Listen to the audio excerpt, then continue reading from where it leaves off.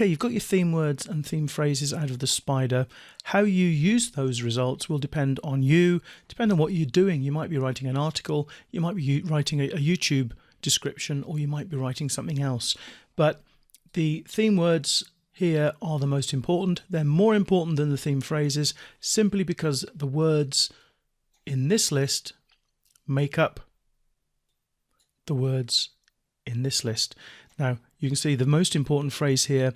Remember, the most important ones are at the top. The most important phrase here is krill oil, followed by fish oil. We're writing about a topic, the difference between fish oil and krill oil, so that's hardly a surprise, is it?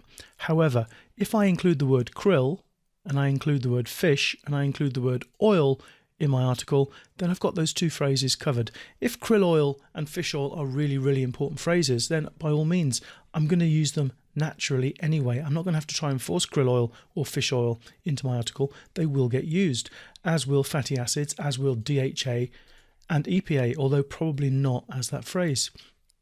We will probably talk about health benefits, and that might include things like heart health. So we've got a list here of things to keep us on track, and I particularly use the theme phrases to keep me on track, make sure I'm covering everything. And you can see here fatty acids is actually part of a longer phrase, essential fatty acids, and so I could delete that. Had I seen it previously, I would have deleted it, but the reason for having that at the top there, let me just come back.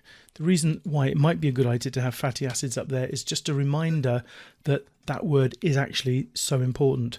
So what I could instead do is just maybe take out essential fatty acids and just paste it in there, and that will remind me that that is part of this phrase and that it's also very, very important. So you'd start with your title, and when you're writing your title, I would go straight to the theme phrases and see what can you include. Well, I would probably look at the phrase we initially typed in, differences between krill oil and fish oil. I could have something like the differences in the health benefits of krill oil versus fish. So I'm not using krill oil and fish oil separately, but I've got all the words in there. So, and I've also will then have 3 of the top phrases in my title. And so that's the way I would work with titles. I'd go down to the theme phrases first, try and come up with a title that works, a working title, and then maybe go back up here and just change it slightly to see if there's any important words like omega-3 perhaps that I would want to get in there. And then when you write your content, just keep an eye on the theme phrases just to keep you on task. The way I do this is I will actually close this list, I will go away and write the content, and then I will come back and I will go through my theme phrases and make sure I've included the important ones, not necessarily the exact phrase. I'm not going to look to see if I've included the phrase sustainability of krill, but that I have talked about the sustainability of krill in my article, because that is part of the topic I'm writing about. I'm not focusing on theme words and theme phrases. I'm focusing on what these theme words and phrases mean, and that way Google knows I'm not just optimizing content around keywords. I'm optimizing the content around what the visitors want and what is expected of this particular topic. So you can see health benefits is very important. Google is going to expect to see some mention of health benefits. I don't have to use the exact phrase health benefits. I could say the benefits to your health or something similar.